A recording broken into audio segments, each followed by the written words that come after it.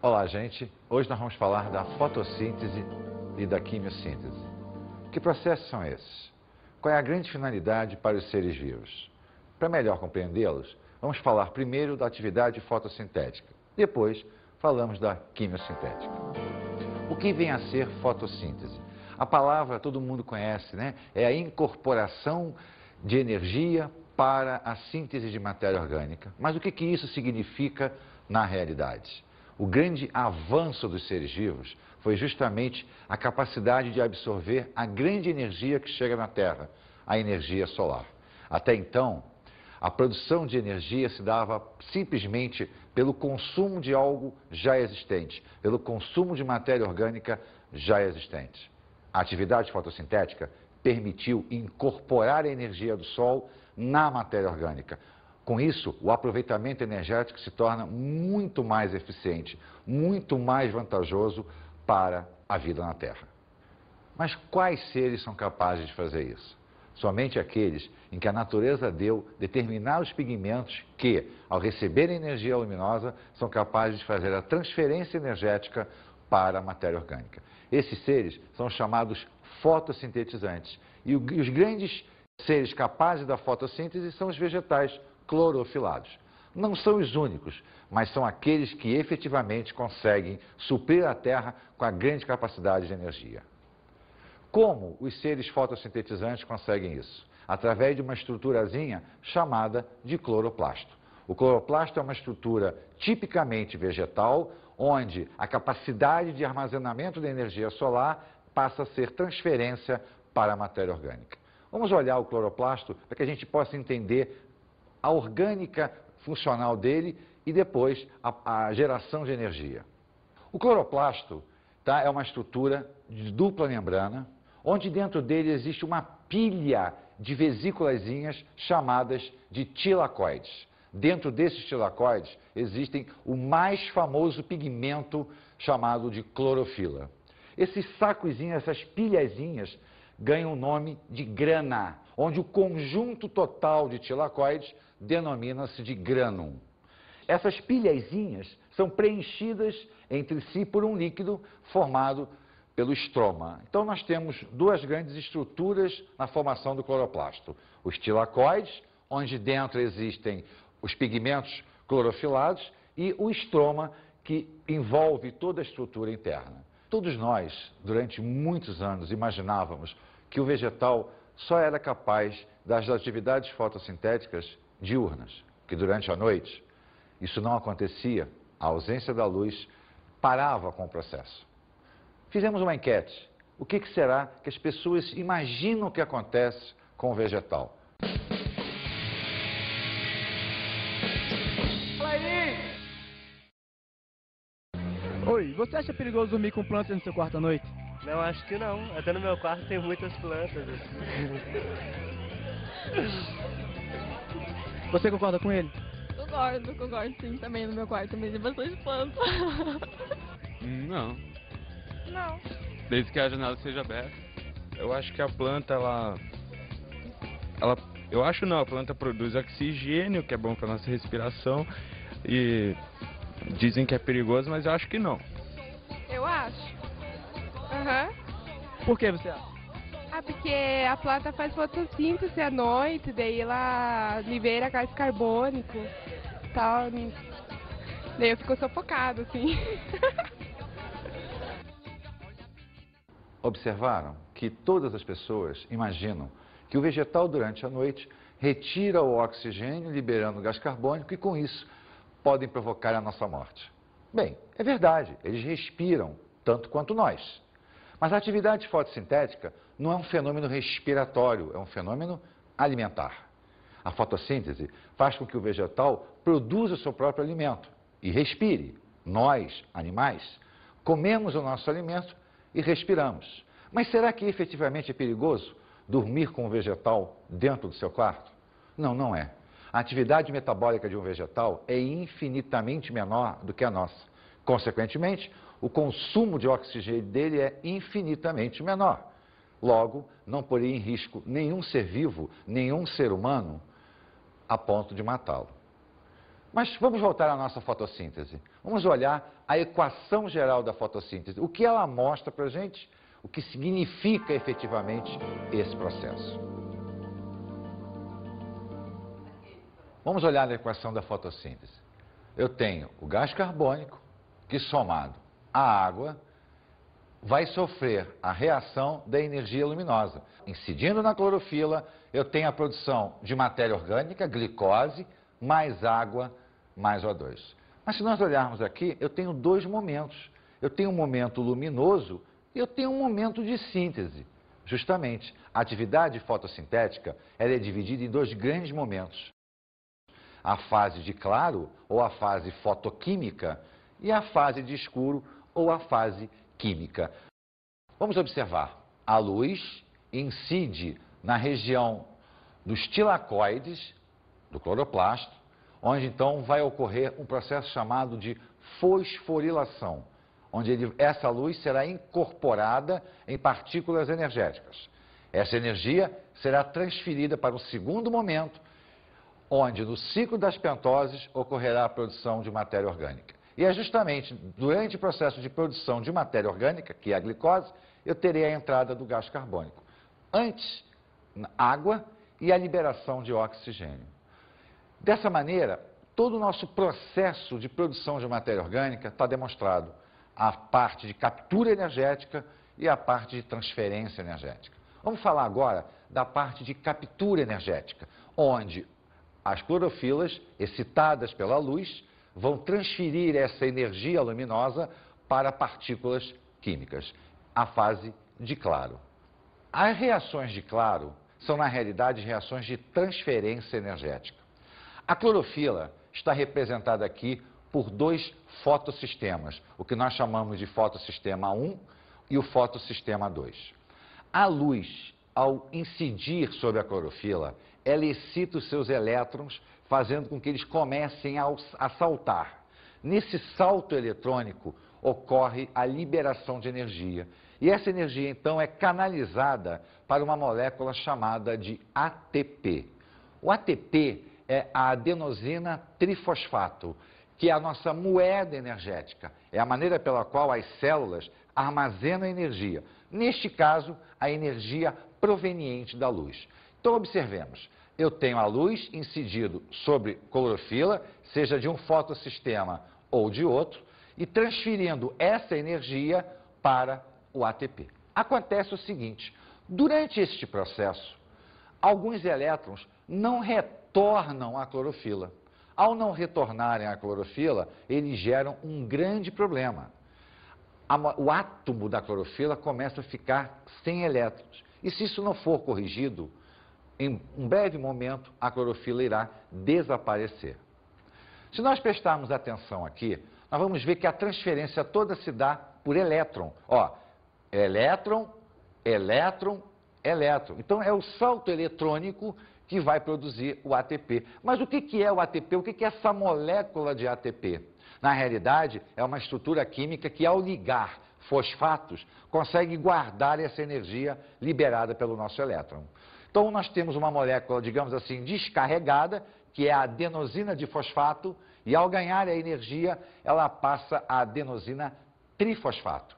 Como a energia está sendo guardada pela incorporação de um fosfato, o processo denomina-se de fosforilação. Então, fosforilar é incorporar um radical de fósforo, e nessa incorporação eu vou armazenar a minha energia.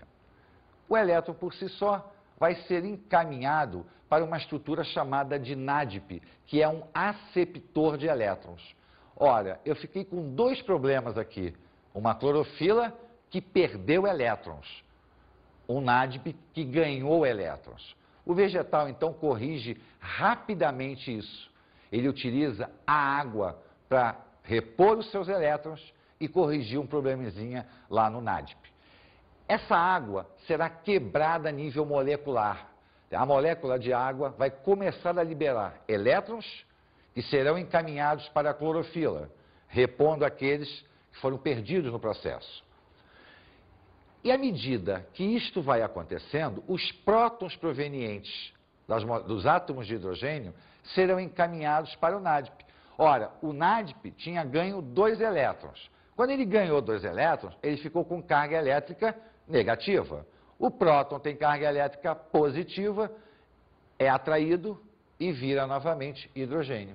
Então, uma molécula que tinha ganho 2 elétrons passa agora a ser um transportador de hidrogênio. Ele passa a ser o NADPH2. Agora sim, ele tem uma grande função, é levar esse hidrogênio para o segundo momento do processo, que é a fase de escuro. Acontece que ao quebrar a molécula de água, eu começo a armazenar o que nós chamamos de hidroxilas. E à medida que essas hidroxilas vão se acumulando, elas sofrem uma rearrumação molecular, formando água e oxigênio. Então vamos olhar o processo de novo. Eu tenho a luz incidindo na clorofila, liberando elétrons. Os elétrons, ao serem liberados, geram energia, energia forma ATP. Parte desses elétrons são encaminhados para o NADP. Com isso, a clorofila perdeu elétron. O vegetal, então, quebra a molécula de água num mecanismo chamado de fotólise de água. A fotólise da água, então, ao liberar elétrons, repõe na clorofila, ao liberar prótons, corrige o NADP, ele passa a ser NADPH2, e ao sobrar hidroxila, eu tenho a formação de água e oxigênio. Com isso, o grande mistério da atividade fotossintética acaba de ser demonstrado. A liberação de oxigênio, ela não vem por necessidade, ela acontece por ser um resíduo do processo. O vegetal não libera oxigênio porque ele é bonzinho com a humanidade. Ele libera oxigênio porque ele está jogando fora esse oxigênio. O oxigênio é um resíduo do processo fotossintético. Não só o oxigênio, a água liberada também passa a ser um resíduo. Então eu tenho na fotólise da água a liberação de oxigênio e da própria molécula de água com a rearrumação molecular. Vamos observar agora as chamadas reações de escuro. Resume-se basicamente no que nós chamamos de ciclo das pentoses. Na reação de escuro, na realidade, o nome diz que a luz não é essencial, ela já não é mais importante. Por quê? Porque toda a energia já foi captada na fase de claro. O ciclo das pentoses, na realidade, é um processo de formação orgânico, que nós vamos ter a absorção do gás carbônico. Até então, ele não tinha aparecido no processo. Porque o que é matéria orgânica? É a química do carbono. A matéria orgânica é essencialmente formada por átomos de carbono. E é justamente agora que o átomo de carbono vai ser incorporado. Mas para que ele possa ser incorporado, é necessário que exista um veículo para isso.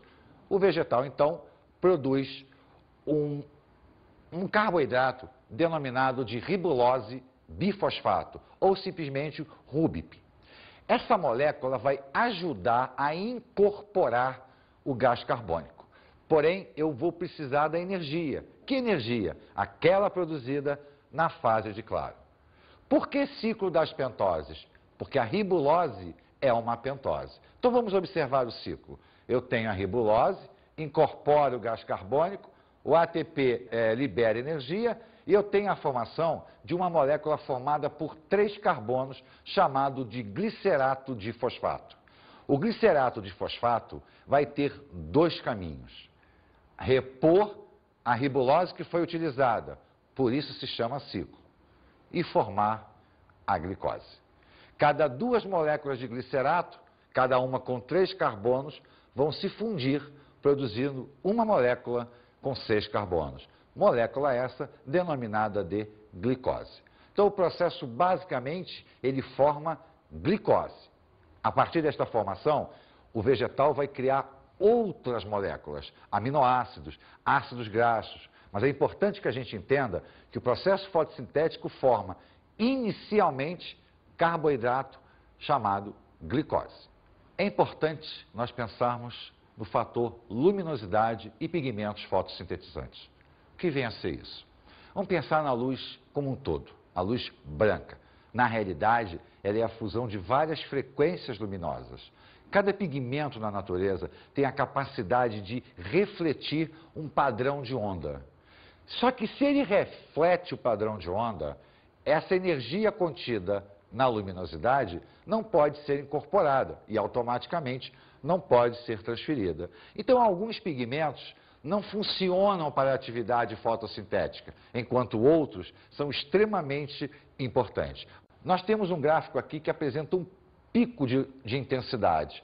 Isso significa dizer que a captação da energia luminosa neste ponto é intensa. Então, seria um pigmento onde a absorção de energia pela clorofila estaria perfeita.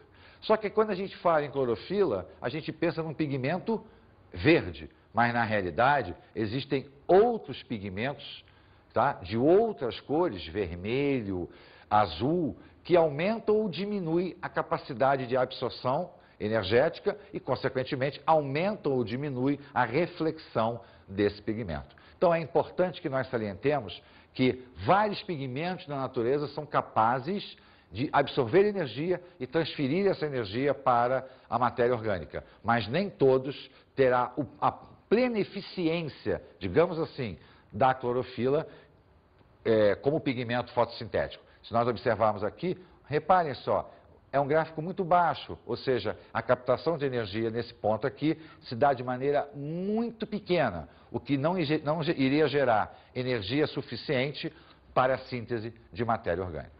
Vamos falar agora dos fatores de influência fotossintética, aqueles fatores ambientais que vão aumentar ou diminuir a capacidade fotossintetizante de um vegetal. Existem 3 fatores: luminosidade, temperatura e concentração de CO2. Vamos observar a luminosidade. Se nós olharmos o gráfico da atividade fotossintética em relação à luz, nós vamos observar 2 pontos importantes, o que nós chamamos de PC e o que nós chamamos de PS. O que vem a ser o PC?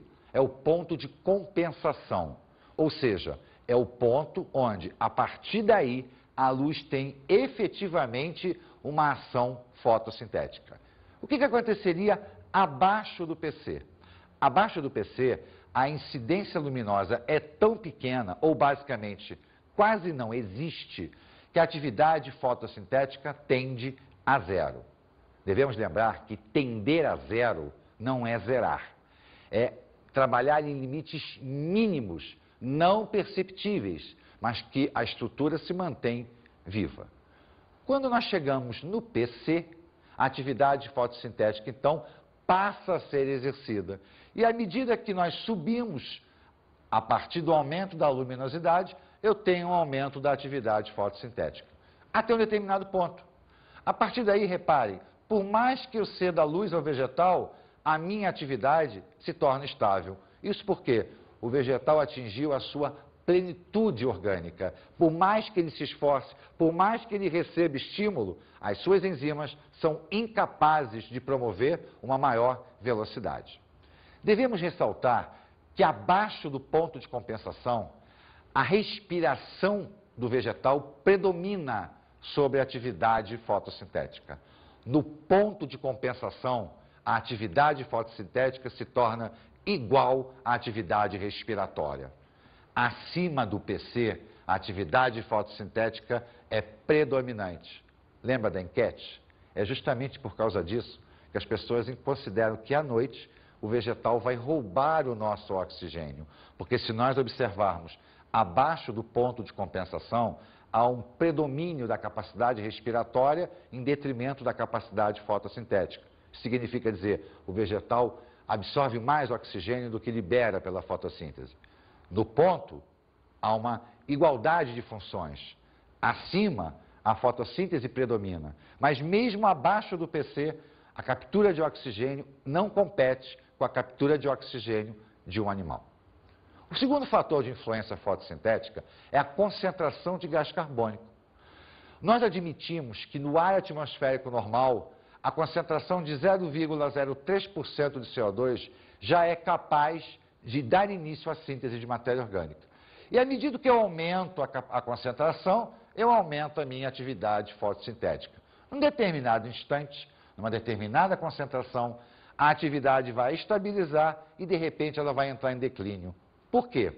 Porque quando eu tenho um meio e eu saturo esse meio com um determinado gás, os outros gases presentes começam a perder espaço. Se eu saturo o meio com CO2, aonde as moléculas de oxigênio vão entrar? Não existe espaço. Se não existe espaço para elas, o vegetal não vai conseguir respirar. E se ele não respira, ele sofre asfixia, que nem um animal. Ou seja, a saturação de gás carbônico ela é perfeita para aumentar a atividade fotossintética até um determinado ponto. A partir daí, o vegetal vai sofrer um processo de asfixia por falta de oxigênio, saturação do meio com gás carbônico. E o terceiro fator de influência é a temperatura. À medida que eu aumento a temperatura, a minha atividade fotossintética vai aumentando até um determinado ponto, onde nós chamamos de temperatura ótima. É o máximo da temperatura para o máximo da atividade fotossintética. A partir daí, ocorre um mecanismo de desnaturação proteica. Ou seja, a temperatura se torna tão alta que as proteínas vão começar a ser desmontadas. E à medida que eu desmonto as proteínas, principalmente as enzimas, o meu processo vai tender a zero até que ele vai parar definitivamente com a morte do vegetal. Então, observemos, existem 3 fatores de influência: luz, temperatura e concentração de CO2. Bem, a fotossíntese não é o único processo de síntese de matéria orgânica com a utilização de energia. Nós temos também a quimiossíntese. O que é a quimiossíntese? A quimiossíntese é a utilização de energia através de reações químicas inorgânicas e essa energia, então, é utilizada para a síntese de matéria orgânica. É um processo onde a energia agora não provém mais da luz solar, e sim de reações inorgânicas, reações químicas. Quem faz isso? Grupamento bacteriano. Existem várias bactérias que são capazes de promover reações químicas e dessas reações retirar energia com capacidade suficiente de promover a síntese de matéria orgânica pela incorporação de quem? Do gás carbônico e da água. Vamos pensar o seguinte: se tudo dependesse efetivamente da atividade fotossintética, no início da formação da Terra, a coisa ficaria muito complicada. Então, se nós analisarmos friamente, a quimiossíntese, por ser um processo mais elementar, dentro do conceito evolutivo, ele apareceu primeiro do que a fotossíntese. Só que a fotossíntese se torna a melhor opção para a formação da vida da Terra. Bem, vamos falar das bactérias quimiosintetizantes. Nós temos aquele grupo chamado de ferrobactérias, capazes de utilizar reações químicas do ferro com o oxigênio para a liberação de energia. Observemos, nós temos o óxido férrico reagindo com oxigênio para produzir óxido ferroso. Durante esse processo de reação química, eu tenho a liberação de energia. Essa energia, então, olha só, gás carbônico mais água produzindo glicose mais oxigênio. Então, observemos que a liberação de oxigênio não é uma exclusividade fotossintética. Na quimiossíntese, eu também libero oxigênio. A novidade está no aproveitamento da energia pela reação química inorgânica. Mas o grupamento bacteriano mais famoso é aquele que participa do chamado ciclo do nitrogênio, o ciclo de incorporação do nitrogênio à matéria orgânica. Existem várias bactérias que são capazes de decompor produtos nitrogenados para a liberação de energia. O primeiro grupamento bacteriano, bactérias de solo, são as chamadas nitrosomonas. As nitrosomonas vão decompor a amônia em nitritos e durante esse processo eu tenho a liberação de energia. Observemos, eu tenho a amônia reagindo com o oxigênio e provocando nitrito mais água. Durante esse processo de transferência aqui, olha a liberação de energia, incorporando gás carbônico e água, eu tenho novamente a formação de glicose mais oxigênio. Acontece que esse processo vai ter prosseguimento. O nitrito será decomposto em nitrato por um grupamento das Nitrobacter, outras bactérias de solo capazes de dar continuidade ao processo. Vamos olhar a eles. O nitrito, incorporando com água, vai gerar nitrato. Olha a liberação de energia, gás carbônico mais água, glicose mais O2. Vamos atentar para um grande detalhe. A liberação de oxigênio ocorre a todo momento. Não importa que o processo seja fotossintético ou quimiosintético. Eu sempre estou tendo produção de matéria orgânica mais a liberação de energia. Bem, se nós observarmos o processo como um todo, vamos ver que tanto a fotossíntese quanto a quimiossíntese, elas foram capazes de, através da liberação de energia, por incidência solar ou por incidência de reação química, sintetizar a matéria orgânica. Mas é importante que a gente tenha em mente que essa síntese de matéria orgânica, na realidade, é a incorporação da energia, a guarda da energia na matéria orgânica. E essa energia vai ser posteriormente liberada através dos processos respiratórios. A respiração celular, o que faz é liberar essa energia que foi guardada pela fotossíntese ou pela quimiossíntese na matéria orgânica.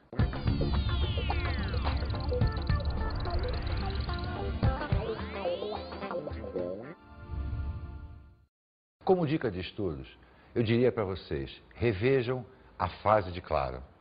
Revejam a incorporação de energia nas moléculas de ATP e de NADP. Observem o ciclo das pentoses. Observa como é que o vegetal faz a transferência da energia da fase clara para a fase escura. Dê atenção ao cloroplasto, ele é muito importante para que todo esse processo funcione. Não esqueça da incorporação da energia e consequente liberação de oxigênio e água. Reveja também as atividades quimiosintéticas. As bactérias do ciclo do nitrogênio, elas são extremamente importantes para você poder entender como funciona a nossa natureza. Enfim, olhe o processo como um todo, não em partes, porque na realidade a energia não é transferida parte a parte, ela é transferida como um todo. Preste atenção nos esquemas, faça seus exercícios. Um grande abraço.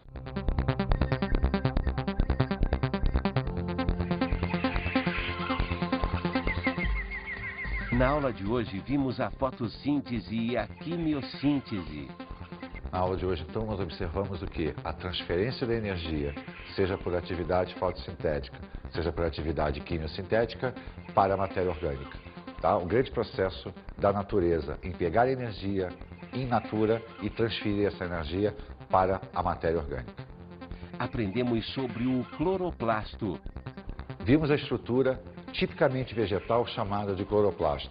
Vimos a sua morfologia e a sua fisiologia para a transferência da energia luminosa para a energia orgânica. Vimos que essa pequena estrutura vegetal, durante todo o processo evolutivo, ganhou importância fundamental para a vida na Terra. Observamos a equação geral da fotossíntese e suas etapas. Vimos que a atividade fotossintética pode ser representada por uma equação geral. E nessa equação, na realidade, ela está mostrando o momento fotoquímico e o momento químico. O momento fotoquímico é o momento de transferência da energia solar para moléculas armazenadoras de energia, os ATPs. O momento químico é a transferência dessa energia para a matéria orgânica, ou seja, a incorporação definitiva da energia luminosa na matéria orgânica. Bons estudos!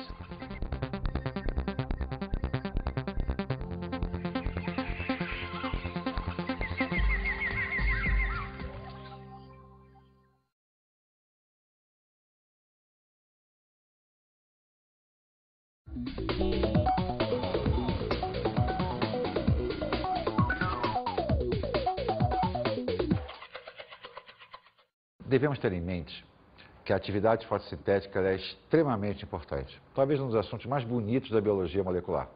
Então, colegas, eu daria um ênfase muito grande a essa transferência energética. É muito mais importante que o aluno entenda o mecanismo de transferência do que se prenda a reações químicas. Ele precisa entender o todo, não o específico. Reforcem a transferência da energia para a matéria orgânica e reforcem a importância dessa transferência para o próprio desenvolvimento da vida na Terra. Claro, deem uma atenção às fases de claro e de escuro, às reações químicas, mostrando os dois fotossistemas, né? Mas o mais importante é que o aluno perceba que a incorporação da energia na matéria orgânica foi fundamental para a evolução da vida da Terra. Discuta um pouquinho da quimiossíntese, afinal de contas, ela veio primeiro, né? A importância das bactérias de transformação de nitrogênio para o ecossistema. O ciclo do nitrogênio é extremamente importante por ser a única forma de incorporar o nitrogênio do ar atmosférico na matéria orgânica.